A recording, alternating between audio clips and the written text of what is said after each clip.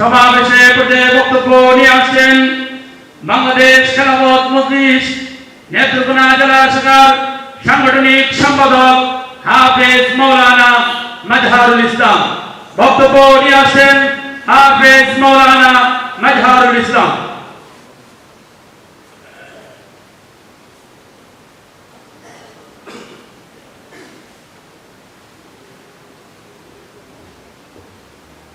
السلام عليكم ورحمة الله وبركاته.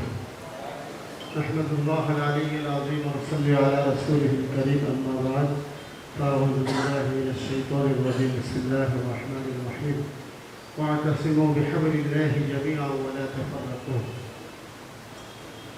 ইসলামী যুব আন্দোলন কর্তৃক আয়োজিত আজকের প্রতিষ্ঠা বার্ষিকী সমাবেশে প্রধান অতিথি, বিশেষ অতিথি, সভাপতি এবং নেত্রকোনার ইসলামী আন্দোলনের প্রাণপুরুষ নেতৃবৃন্দ, উপস্থিত দিনের মুজাহিদ ভাইয়েরা, আমাদের ভাইয়েরা বক্তব্য রাখছিলেন। বক্তব্য মনোযোগ সহকারে শুনছিলাম, খুব ভালো লাগছিল। আল্লাহ রাব্বুল আলামিনের জন্য শুকরিয়া, যিনি নীল নদের ফেরাউনকে ডুবিয়ে দিয়েছিলেন। আমাদের মাঝে আরেকজন ফেরাউন ছিল, তাকেও ডুবিয়ে দিয়ে বাংলাদেশে যারা আমরা ইসলামী আন্দোলনের স্বপ্ন দেখি, বাংলার ৫৬,০০০ বর্গ মাইলের প্রতি ইঞ্চি মাটিতে দিন কায়েমের স্বপ্ন আমরা যারা দীর্ঘদিন ধরে দেখে আসছি, আমাদের জন্য একটা ঘন কালো অমাবস্যার সৃষ্টি হয়েছিল।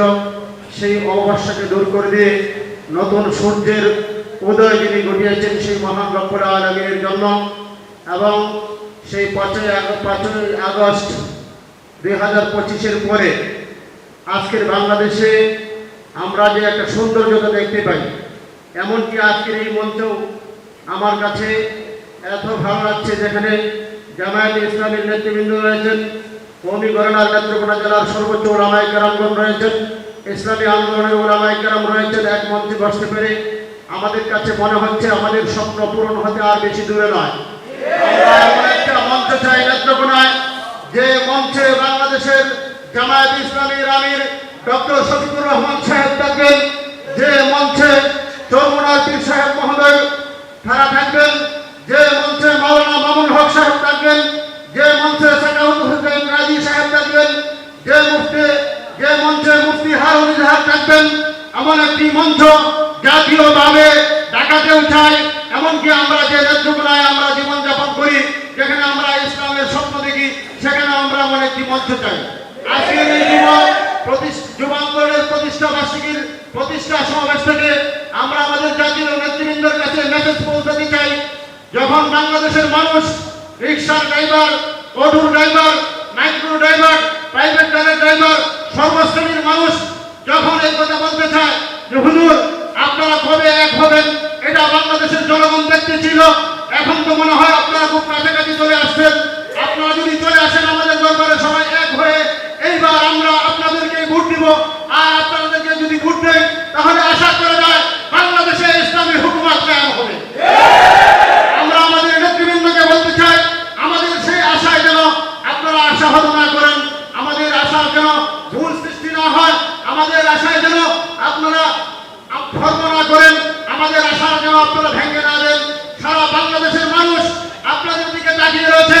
এইবার সারা বাংলাদেশে ওয়াতাসিমু বিহাবলিল্লাহি জামিআ ওয়া লা তাফাররাকু, এটা ৫০ বছরের ইতিহাসে বাংলাদেশের মানুষ দেখতে শুরু করেছে। আমরা যে দলই করি না কেন, ইসলামের প্রশ্নে, বাংলাদেশে ইসলাম কায়েমের প্রশ্নে আমরা সবাই এক আছি। দিন প্রতিষ্ঠার জন্য আমরা আমাদের রাজনৈতিক পরিচয়কে বলে দিয়ে, আমরা আমাদের রাজনৈতিক পরিচয়কে পেছনে ফেলে, আমরা আমাদের ব্যানারকে ছুঁড়ে ফেলে বাংলাদেশে ইসলাম কায়েমের জন্য আমরা সীসা ঢালা প্রার্থী নিয়ে ঐক্যবদ্ধ হয়ে আগামী দিনে বাংলার মাটিতে আমরা জীবন বাজি রেখে হলেও ইসলাম কায়েম করে থাকবো ইনশাআল্লাহ। আমাদেরকে সব ধরনের, সব মতের, সব পার্থক্যের, সব ভেদাভেদের সব কিছু ভুলে গিয়ে এক হয়ে আমাদেরকে বাংলাদেশে ইসলাম কায়েম করবার তৌফিক দান করুন। আজকের এই মঞ্চে আমাদেরকে যারা আহ্বান করেছেন, কথা বলার সুযোগ করে দিয়েছেন, তাদেরকে ধন্যবাদ জানিয়ে আজকে এই প্রতিষ্ঠাবার্ষিকীর যুব সমাবেশের সফলতা কামনা করে সবাইকে ধন্যবাদ জানিয়ে আমাদের নেতৃবৃন্দ মাওলানা আব্দুল কাইয়ুম সাহেব, মাওলানা আব্দুল বাতেন সাহেব সহ ইসলামী আন্দোলনের সকল নেতৃবৃন্দ, জামায়াতে ইসলামের সকল নেতৃবৃন্দকে আন্তরিক মোবারকবাদ এবং আগামী দিনে আমরা হাতে হাত রেখে নেত্রকোনা ইসলামী আন্দোলন করব, এই শপথ ব্যক্ত করে আমি আমার সংক্ষিপ্ত বক্তব্য এখানে শেষ করতে চাই। বাংলাদেশ জিন্দাবাদ, ইসলামী হুকুমত কায়েম হোক, কায়েম হোক।